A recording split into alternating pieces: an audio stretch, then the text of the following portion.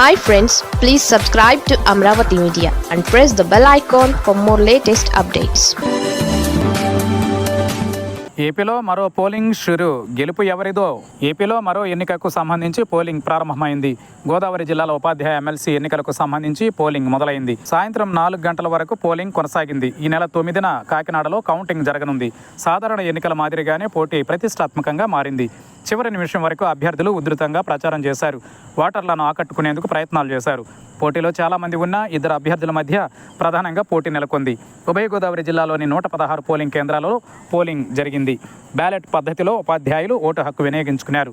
సాయంత్రం పోలింగ్ ముగిసిన అనంతరం బ్యాలెట్ బాక్సులను కాకినాడలోని స్ట్రాంగ్ రూమ్కు తరలించారు.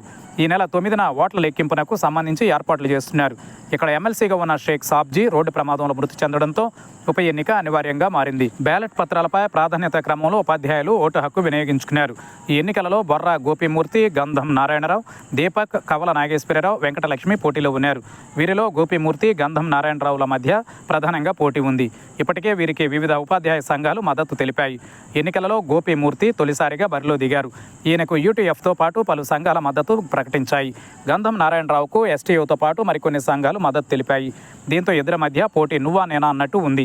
అయితే ఇక్కడ ఉపాధ్యాయ ఎమ్మెల్సీ ఎన్నికలలో ఏ రాజకీయ పార్టీ పోటీ చేయలేదు. అనుబంధ విభాగాలు కూడా రంగంలోకి దిగలేదు.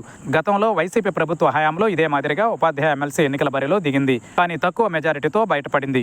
అప్పటి అనుభవంతో ఏ రాజకీయ పార్టీ ముందుకు వచ్చే పరిస్థితి కనిపించలేదు. అందుకే ఉపాధ్యాయ సంఘాల మద్దతుతో అభ్యర్థులు పోటీ చేస్తున్నారు. విజేత ఎవరు అనేది ఈ నెల 9న తెలియనుంది.